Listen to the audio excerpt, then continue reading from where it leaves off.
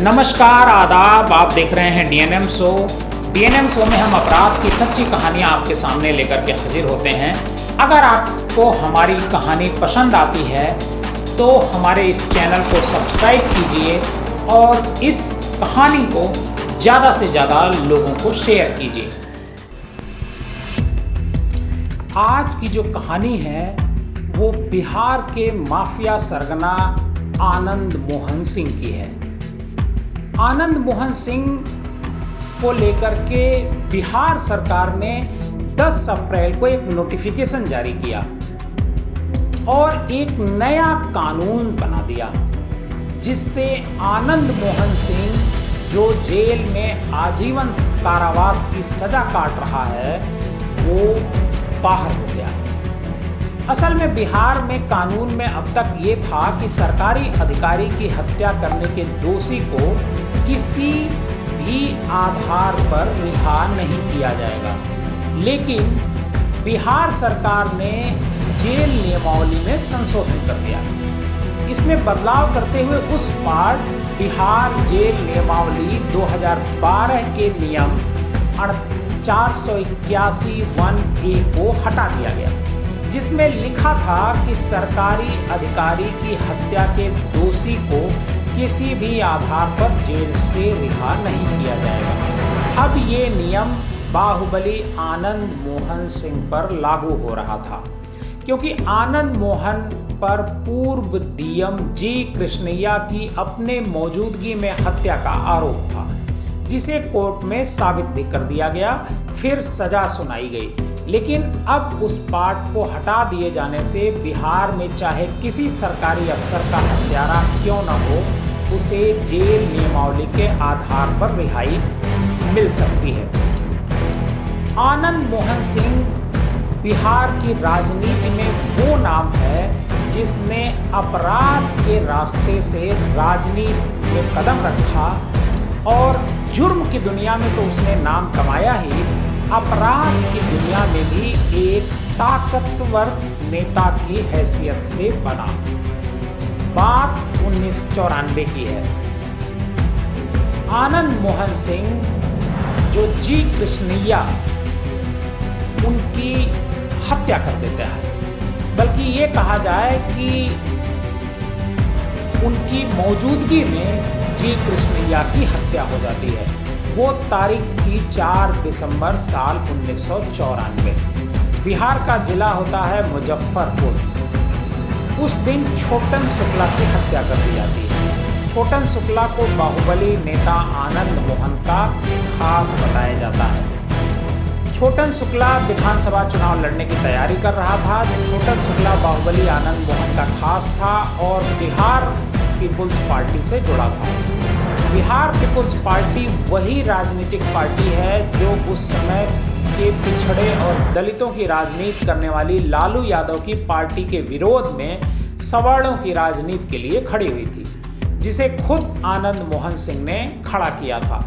छोटन शुक्ला की 4 दिसंबर 1994 की हत्या के अगले दिन 5 दिसंबर 1994 को खुद आनंद मोहन सिंह के नेतृत्व में सड़क पर लाश लेकर विरोध प्रदर्शन किया जा रहा था। उसी दौरान हाजीपुर के रास्ते नेशनल हाईवे नंबर 28 से लाल बत्ती वाली गाड़ी गुजर रही थी। उस गाड़ी में पड़ोसी जिले गोपालगंज के डीएम भी थे। डीएम का नाम जी कृष्णैया था। वो मूल रूप से तेलंगाना के रहने वाले थे। इधर सवर्ण जाति वाले सड़क पर विरोध कर रहे थे। कहते हैं इनका इस केस से कोई लेना देना नहीं था। मुजफ्फरनगर में सरकारी अधिकारियों की एक अहम बैठक थी। उसी बैठक में शामिल होने जी कृष्णैया आए थे। मीटिंग के बाद वो सरकारी गाड़ी से गोपालगंज लौट रहे थे। तभी भीड़ अचानक बेकाबू हो गई। डीएम जी कृष्णैया के साथ सरकारी गनर भी था। फिर भी भीड़ ने डीएम को पीटना शुरू कर दिया। वे चीखते हुए बोले, मैं गोपालगंज का डीएम हूँ, मुजफ्फरनगर का नहीं। फिर भी भीड़ उन्हें पीटती रही और फिर कहा जाता है कि आनंद मोहन के उकसाने पर उसी डीएम की कनपटी पर गोली मार दी गई, जिससे खून से लथपथ वहीं पर डीएम की मौत हो गई।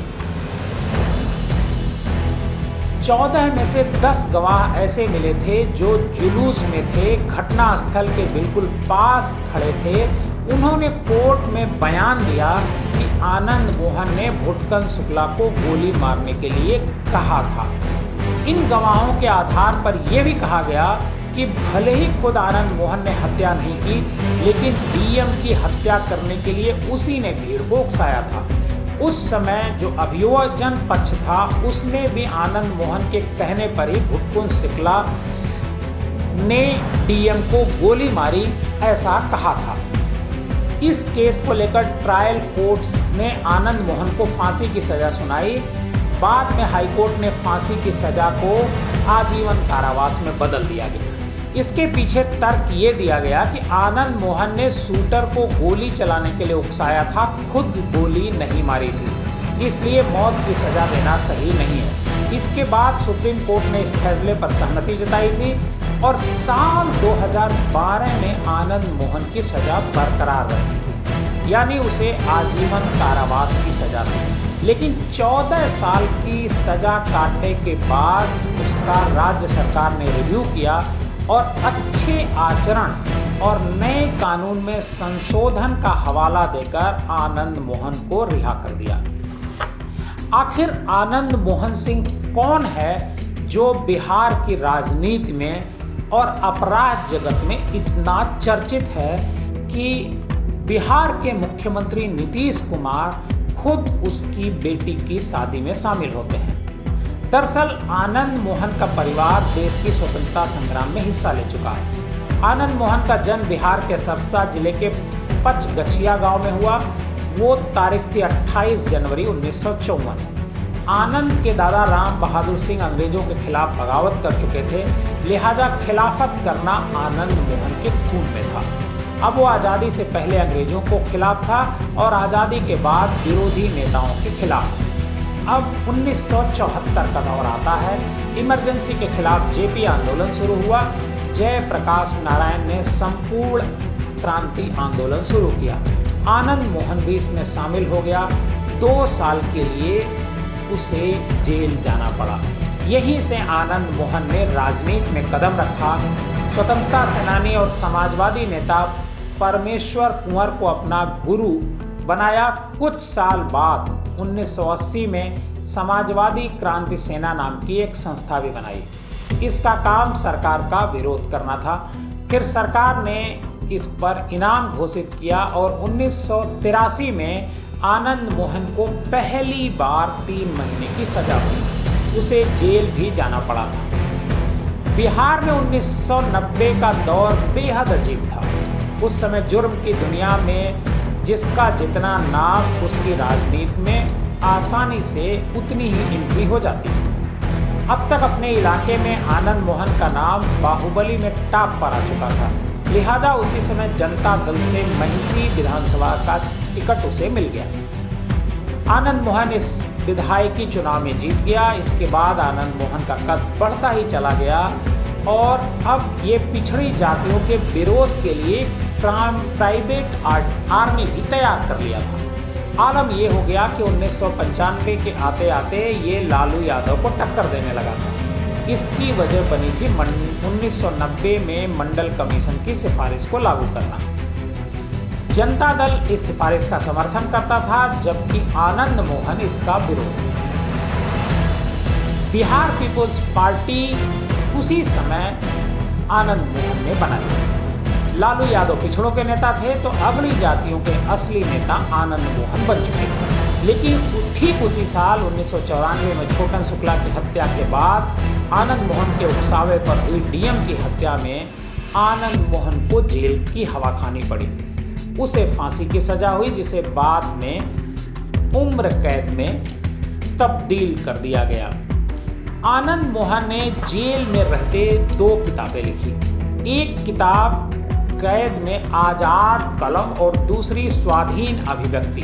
इसके अलावा आनंद मोहन की लिखी कहानी पर्वत पुरुष दशरथ काफ़ी फेमस है। चूँकि आनंद मोहन सांसद रह चुका है, इसलिए उसकी लिखी किताबें संसद की लाइब्रेरी में उपलब्ध हैं। आनंद मोहन की पत्नी लवली आनंद जिसके साथ उनकी शादी 1991 में हुई थी, वो भी 1994 में वैशाली लोकसभा उपचुनाव जीती थी। 2020 से लवली आनंद आरजेडी पार्टी में हैं। इन दोनों के 2 बच्चे हैं, एक बेटा चेतन आनंद और दूसरी बेटी सुरभि आनंद।